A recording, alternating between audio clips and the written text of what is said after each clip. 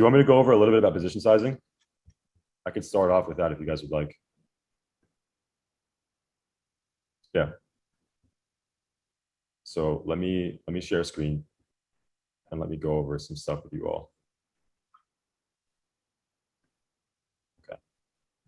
I always have my PowerPoints on deck, so happy to kick this off with you guys. So, as a new trader, you're going to come in with three types of mindsets, right? Most people come in with an aggressive mindset where they want aggressive growth, and that's how I came in. You come in trying to double and triple your account as quickly as possible, and oftentimes this is the wrong mindset, right? So that's why I always like to differentiate that there are three different types of traders. You have your aggressive traders, your moderate traders, and your conservative trader. And I think really as any trader, right, you have to be able to adjust to the market. Recently, during COVID, you could be an aggressive trader and you can make a lot of money making mistakes, right? Because you can bounce any stock and you would make a lot of money. The market we're in right now is better for more moderate and conservative traders, just because there are times when there simply is no trade for the day, right? Conservative traders don't risk more than 5 or 10% of their account, and they typically don't put more than 3 or 5% on their account for a swing trade. Right? And this is the general guideline. If you're trading with a $1,000 account, that's not very viable. 3 or 5% is not enough. You might have to scale up a little bit more. So I would say it's okay to be an aggressive trader when starting off with a small account, but the most important thing is really to focus on actually learning how to trade first.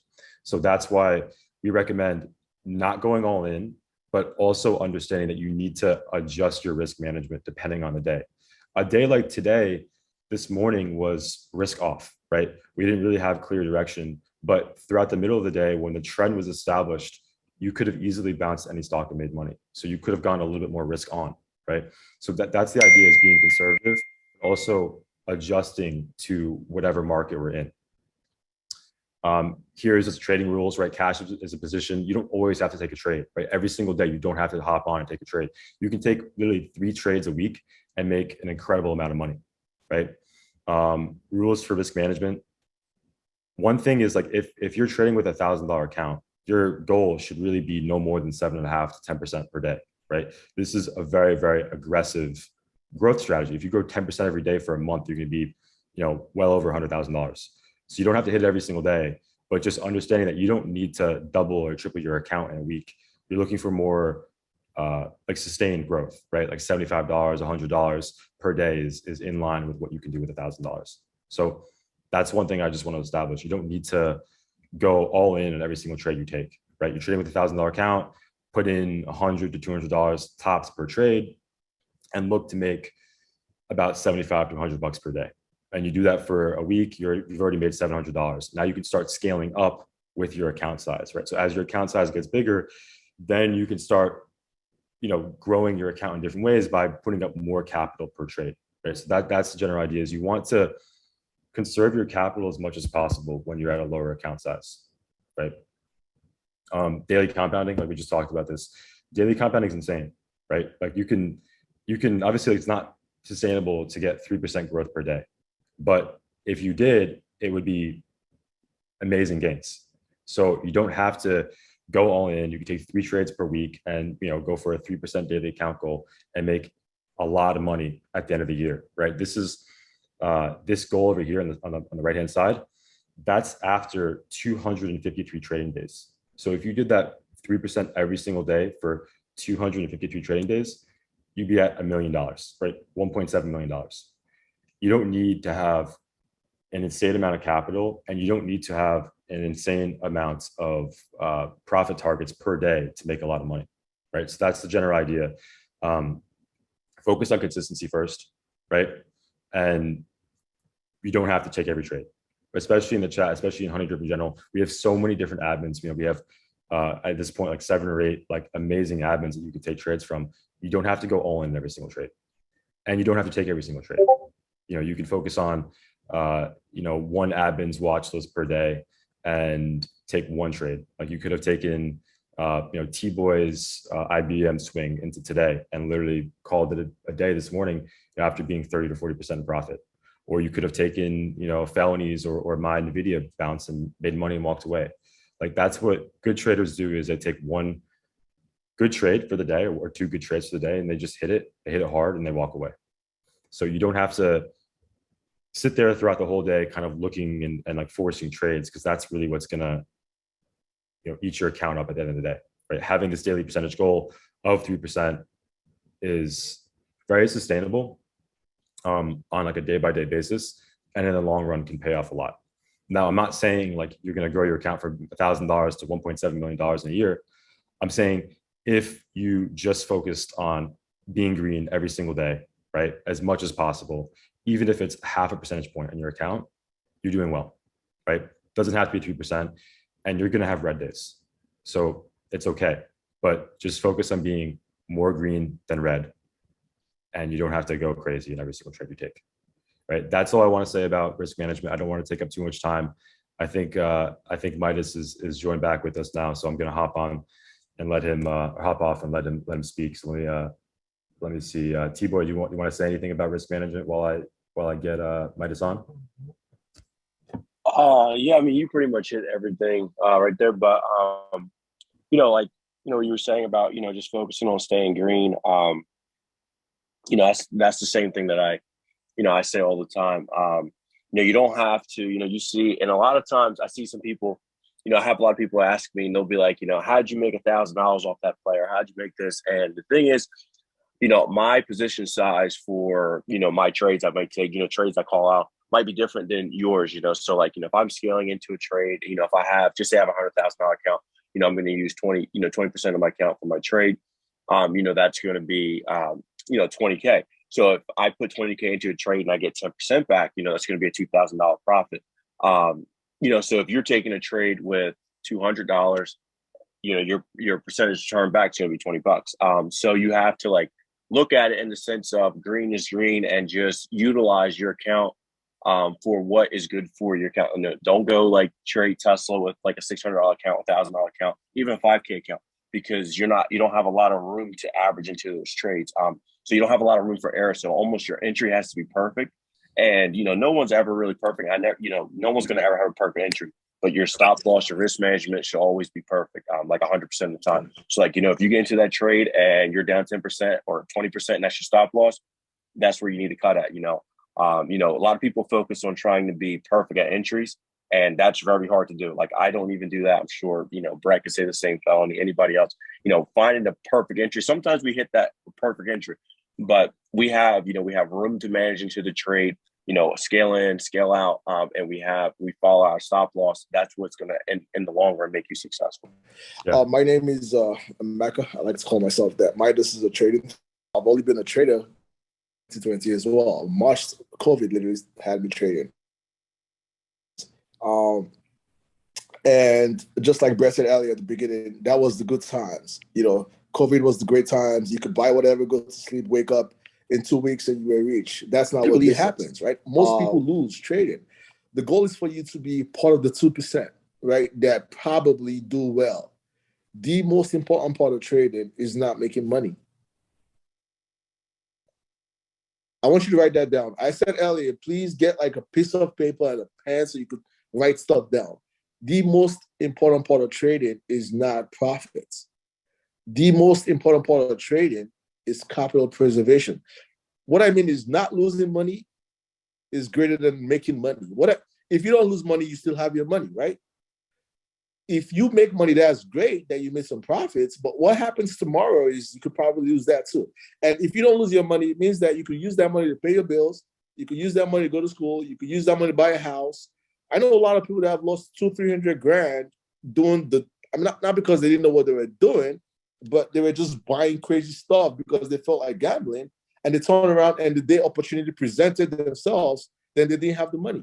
You need to be able to preserve capital, because if you preserve capital, then it's not even about options. If you preserve capital and you have cash, someday you're going to see an investment that's been beaten down so much that the value is so high now that that's same cash. The 200 grand that you lose in trading is the same 200 grand that could probably buy you a couple of properties. Always think about it that way. The most important part of trading is not just the profits.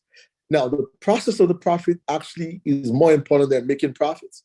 If you find a process that works for you, you find this one process, and every time you follow this process, it works for you, and you deviate from this process, and all of a sudden you start taking losses, it means that you've deviated from the process of what makes you profitable to just chasing cash. Chasing cash is not the way. I'm not trading to. People ask me all the time, well, why do you still work? First of all, I love the hospital I work at. I love my patients. I love what I do. I would not stop doing it. The benefits are great. Don't get me wrong with regards to like healthcare and everything that matters. But that makes me me. Now, I still have a great time. I have a great life minus that. And I only work when I want to anyway. But my point of saying that is you need to be able to do what makes you happy, in the sense of, if you find the style that makes you happy, do not deviate from it because somebody else said something.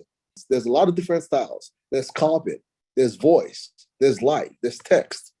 You know, they're swinging. Now, because of my style, I do a lot of swinging because of what it's always been with me, in the sense of I travel a lot. I vacation twice a month. I work a lot, right? And so I could be in a funky country that has no good Wi-Fi or whatever the case might be, and I'm just not able to necessarily, I want to be able to hold a position longer than 5 minutes, 10 minutes. That being said, it depends on the market. I'm not going to do that with size. I'm going to only do that with a very tiny little bit of my account because I know the type of market I'm in. Now, on a day like, on an ODT day or something, or whatever the case might be, we have less sense of direction, I don't mind throwing 40 grand in the play. I don't mind. I'll trade $400 and I'll trade 40 grand. As long as I'm net positive, that's all that matters. Brett said something earlier about walking away. Most traders that actually make any type of money, and I'm not here to necessarily brag or whatever, but we could always open up P&Ls and look at stuff. And I will be honest with you, there's a lot of cap on the internet, a lot of cap. There's a lot of lies out here. There's a lot of people telling you about how much money they make. The most successful traders walk away. If you go to school in America, I have a couple of different degrees, so I could tell you this. For someone that took student loans, you could take student loans 80 grand just to go to school. When you're done after 4 years of going to school and get a job as an engineer. I used to be an engineer once upon a time, a biomedical engineer once upon a time. This is back in 2008. I was working for Genentech. I had 4 years worth of degree, and Genentech was only paying me 76 grand a year. If you take 76 grand, that's a good middle class paying job in America. Take 76 grand and divide that into 52 weeks and divide that into 5 days. Maybe I was making $1,200 a week. All right? $1,200 a week, right? $1,000 a week. That's making $200 a day trading. My point of saying that is this. You could do all this fancy stuff, all this crazy student loans, and you're only making about what? $1,200 a week. So why is it that you're not comfortable with this $200 or $100 you just made in 5 minutes? I mean, I need answers. I need to understand why people are not comfortable with making $50 a day for free. It's not for free, but what I mean is for very little effort. When there's people that go to school for a very long time and owe a lot of student loans and only make about that same money after sitting in front of a computer for like 10 hours. It's true. But you know what? You come to a group, you see a lot of different traders, and what you see is this gains department. Somebody made 10 grand a day. Somebody made 30 grand a day. So, and then for you, all of a sudden, you're looking at people's bags. All of a sudden, you're like saying, you know what? Man, that dude made 20 grand a day. Why am I not making 5 grand? You will never be successful. I guarantee you that. If that becomes you, you're veered away from the process. You're not thinking straight anymore. I need you to write this down. If you don't write this down, there's something wrong with you, to be honest with you. Write that down again. Capital preservation. You need to be able, what I mean is this. We could talk about the technicals and the stop losses and all this fancy stuff. I know technicians that are able to break down every single indicator. They'll tell you every Elliott wave theory in the world, every Gargantum channel. They'll tell you anything about the Ichimoku cloud. They'll tell you everything about everything, but they're not profitable. Why is that? Being the greatest technician in the world doesn't make you, if you're not able to control your mind and find a process that works for you, you're never actually going to be successful. You may be successful this week, you may be successful. Next week, you are not going to be long-term successful in the market. There comes a day when you get liquidated. There comes a day when you will lose that entire bag. You want to just jump around and like go full, account on every play. You want, and it's been working for you. Someday you will liquidate yourself as well. So patience is key. $100 a day is fine. I call myself a small account trader because I trade a lot of weird names of the small accounts. It's true. That's what I've always been. Posting my signals in the chat. People were taking signals. A lot of these people now really have their own chats. I'll be honest with you. But, people were taking signals and people were making all this money. And somebody would DM me and say, boy, if I throw 20K into the same play, is there enough? Like, can I? And I would say, listen, I'm not even throwing 20K in the same play. So I don't know. It's up to you. And I know a guy that, man, he used to. He'll throw 15K in all small account plays. He'll double his account. He used to show me all this crazy stuff. Like, he went from like $5,000 to like 150, like, it's, crazy. But you know what? He also lost it all. The dude I'm talking about doesn't trade options anymore. You don't want to be that guy. Those type of people, they don't last in the long run. You're exactly right. It's those type of people. When you focus on those mega gains, I want to turn my 2K into 10K by next week. Those are the people as traders who fail, right? Do you agree? Like that's 1,000,000%. 1,000,000%. Because they could be on a good winning streak, and the day they lose it all, they go to a depressive state. They kick the dog. The first thing they do when they go in the house is they kick the dog across the room because they've lost all their money. They take it out on the girlfriend. You don't want to be that guy.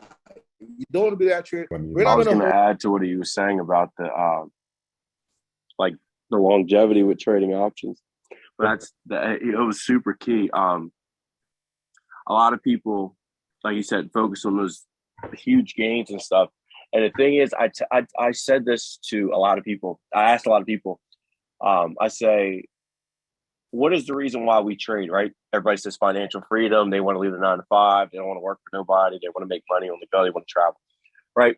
So I say, all right, so if there is, you wait for this is why I talk about high probability setups.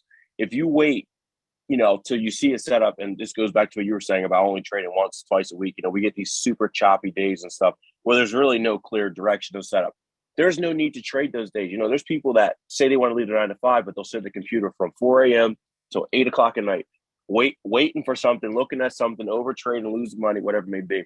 And I'm like, at that point, you might as well go to a 9 to 5, because at least a 9 to 5, you show up there, you're guaranteed to make money. You show up to the market, you're not guaranteed to make any money, but if you have good risk management and you can understand, when it's a high probability setup, when you should take a trade, when you shouldn't, you could be profitable. And like Brad said, you do not have to take a trade every day. There's some days where, like lately, I haven't taken a trade off the open probably, and unless it's like a scalp. What I mean by trade is like where I put them some size till probably mid-afternoon, and I've made a lot of money that way. And I'll trade 5-10 minutes and I'm done. I'll take my trade, boom, 10-15 minutes. All right, that was a trade for the day. And I hit my goal. I have a goal like between like 1,000, 2,000 a day. Hit that goal within 15 minutes. That's a good day of trading for me. It was a high probability setup, super clean. I didn't risk a whole lot of money. Premiums are cheaper, especially when trading zero DTEs. And I was able to hit my daily goal and not spend all of my day sitting at the computer looking at charts. Yeah, absolutely. I got my voice back. Brett, you want to break down this chart? Is that what you're doing? Yeah. So I just wanted to quickly go over one thing with like literally 2 minutes. One thing a lot of new traders get wrong is I noticed it a lot in the chat today. Not just today, but also a couple of weeks ago as well.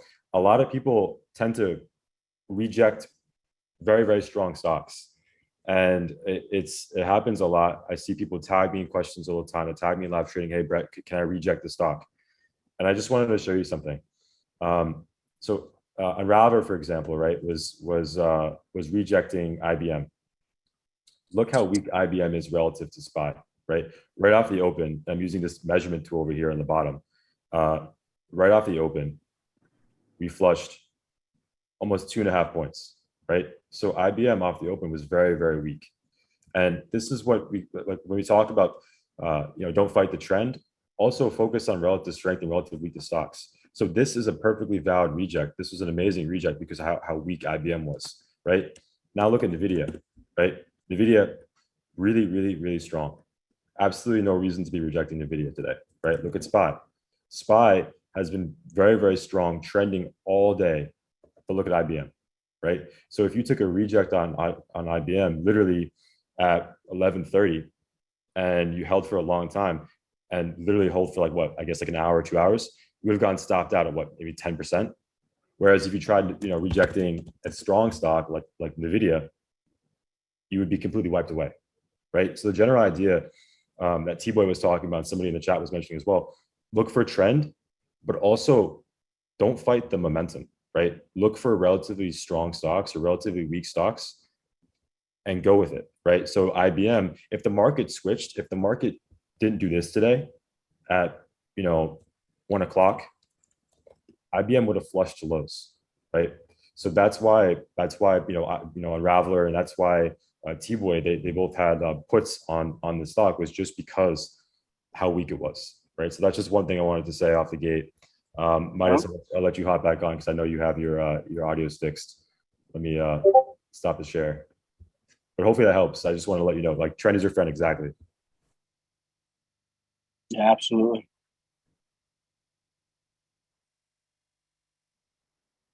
I think he got kicked again. This thing, it has the little phone thing beside it again. I was just going to add to what you said real quick. Also, for like a lot of new traders that like are learning the market, the trading the open is fine, but you have to have precision, especially with this bounce. Like you have to get in, get out. I tell a lot of people, if you would wait an hour after the market opens, right? The market, everything that we trade, we trade levels. Levels are based off historical data, right? So whatever happened the day before, we got fib levels, things like that. Yesterday's highs, yesterday's lows, key levels, psychological levels. They're based on previously what has happened, right? So if you wait, at the beginning of the day, in the morning, whatever it may be, let the market kind of form a structure, right? Now you have some points that you can get on, off, you can take a bounce off reject. If you let, you got pre-market high, pre-market low, right? If you wait, see what happens, just say we pump, we create a new high of a day, right? Now you have some points to play that off of. So if you start getting a pullback from your high of day, now you have pre-market high, that could be right there. You might have, you can trade a low a day. You wait for the low day flush. Some people like right away they're taking puts or calls right up the bell. And it's like, how do you know which way it's going to go? There's a good indication, yes, based off of historical, setups and levels. But if you just give it, I would say about half an hour to an hour, it's going to create so much more cleaner levels, and you're going to see a better picture because they're going to be based off of that current day. So, your bounces, your rejects, or your retests, your breaking holes, whatever it may be, are going to be a lot cleaner if you just give it a little bit of time. Like even this chart that Brett has right here, you would have waited. What's that? The 15-minute? So 45 minutes into the market, right? You would have never got stopped out. You wait for a break. Even if you waited until a break of pre-market high, right? Which was almost like high of day. Right there at that line, just wait it out. Wait till it goes there. Wait for that retest. And then now you can take it up to the top. That's a clean setup versus if you would have jumped in calls at the open, you would have got smacked around. You would have jumped in puts and you didn't get out fast enough because you thought it was going to hit the floor. You would have got smacked. And it's just have some patience, let the setup come to you. Like that's why, like, I see a lot of people that like they're asking me what is a bounce and a reject, but they're taking plays right off the open. I'm like, just give it some time, let it form some type of structure, any type of structure. Right there, we had a low, then we recovered. So now I'd be like, okay, I'm going to take it above highs.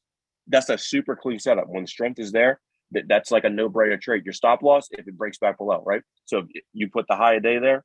If you take a call above there and it breaks back below it, stop loss, cut it out. You'll take 2-3% loss, call it a day. Now you know that it can't get above pre-market high or high of day, and then you just take a reject, crease a double top. Yep. So one thing I want to one thing I want to say is like what is relative strength and how do you determine what relative strength really is? Like what's strong and what's weak? Just look at first of all, just look at pre-market data, right? Just go to TradingView, pull up the chart at literally at 9 a.m., 30 minutes before the market opened, you can kind of tell this stock is weak today, right? We're look at the flush literally at close, right? And look how it's trading as it opened up at 4 a.m., right? 4 a.m. opened, bam, it's already down how many points, right? See right here, opened right here, it's down almost a full percentage point off the open. SPY, right? SPY is pumping at the open. NVIDIA. Why did I take NVIDIA, right? Look, just like what Thibaut was saying, we closed literally at a key psychological level, 160, bounced right off of it, and then look at the strength this morning. So this is the type of stock that we want to bounce. All we're doing for a bounce is literally creating a key level of demand and then taking it long at that area, right? Taking it long into a pullback. And that's what we did today, right? Looking for, this is literally the definition of relative strength, is the actual move this morning was immense, literally off the gate. So that's what we're looking for. Go with the momentum, try not to fight it too much, and hit one good trade for the day and go do something else, right? That's what, what Midas was talking about earlier. It's, being a trader is about capital preservation, and it's also about being selective with your trades.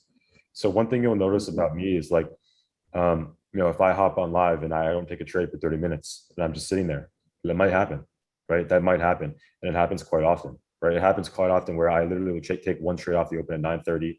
By 9:35, I'm up, $1,000, $2,000. And that's it. And I'm happy with it. And if I don't find any other trade for the day, I don't. And that's fine, right? Capital preservation is a very, very important part about trading. And that's what makes trading so attractive, is because you don't have to be there the whole day, right? You could literally, I worked for over a year while trading full time, right? T-Boy, you still work. Midas still works as well, right? You can literally trade the open, right? 9:30 to 10 a.m.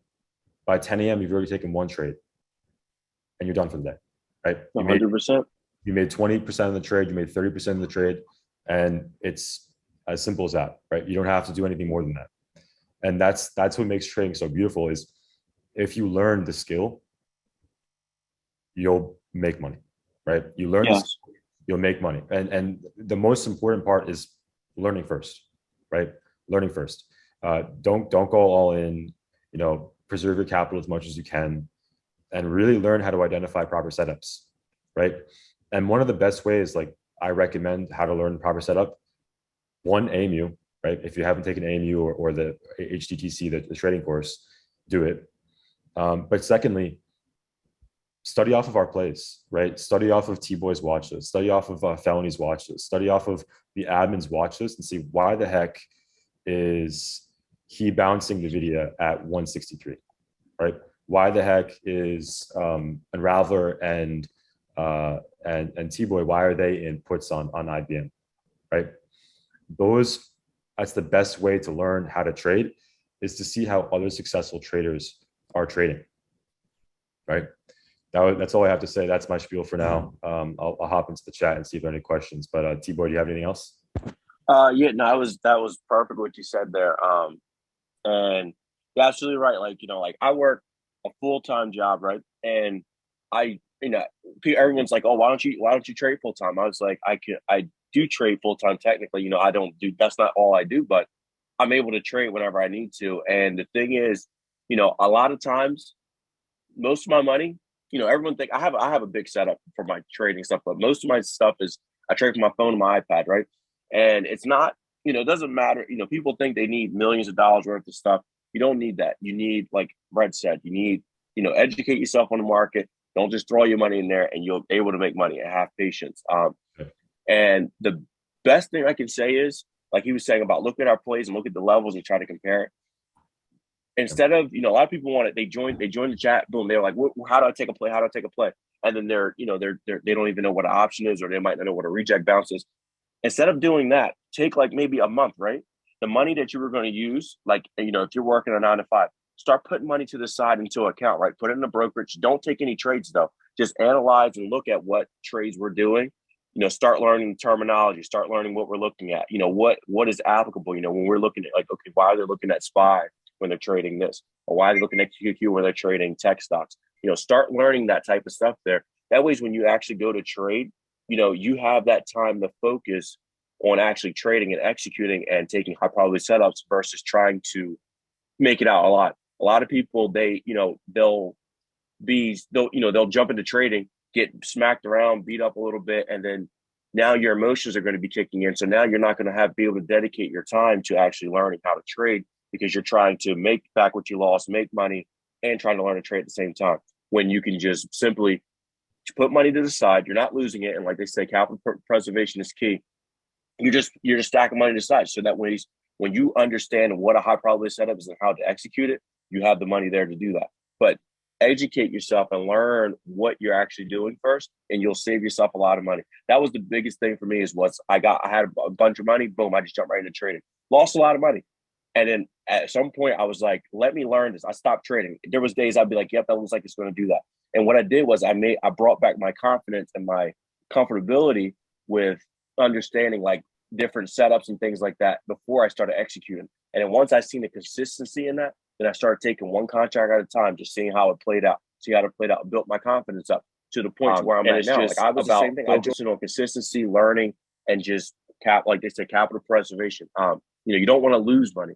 And the fastest way to lose money is being emotional. And the fastest way you're going to be emotional is by losing money because you don't understand what's going on. You chase it, you sell it, you don't have a stop loss, you sell it at the top, then it finally drops, then you chase the drop, and then it pops again. Now you're being irrational, you're thinking irrational because you're focused on that dollar amount, that P&L, versus just on that setup. So if you remove the money out of it for a little bit just to learn, you're able to focus and actually learn those high probability setups without adding that other factor of emotions in. And then you can slowly integrate that in by just slowly taking trades and things like that. And that overall is going to build your confidence. You're going to take a red trade. It's going to happen. I took a red trade today. I took a QQQ. I had a decent sized position on it. I scaled in. The setup looked like it was great. Boom, it squeezed, right? Was I upset about it? No, I had like 20 contracts, something like that. So yeah, I was down like $300-400. But my wins are a lot bigger than that. And that didn't just happen overnight. It's because of learning how to find those setups. And then when you do find a setup that is bad, as soon as it broke 297, I said, all right, I gotta get out. Boom, I'm out. And I just cut it. Did I look at it and cry that I was down 400? No, even though, yeah, I was kind of mad about it, but I was like, nope, there's going to be a better setup. So then I waited until it came up. I took a little pullback and also played the upside pop. And, being able to see that is, if you're looking at dollar amount, you're not going to be able to see that because you're going to be so focused on trying to get your money back that you're not looking at the bigger picture, or you might not look at the trend. Some people will keep averaging until a pop, and if it's a pop above a key level and it's squeezing, why are you adding puts? Why not stop out on the squeeze, when the pop, wait for a retest to make sure it holds, jump in the calls, make back your money you lost on the puts that you had earlier, and then you catch the squeeze. It's, but it's hard to think rational when you don't understand what's going on, and two, when money's involved. So like remove the money, learn the setups, and then slowly integrate the money in there, and it'll save you a lot of time, save you a lot of stress. And that is one key thing into capital preservation and becoming a successful trader. Yeah.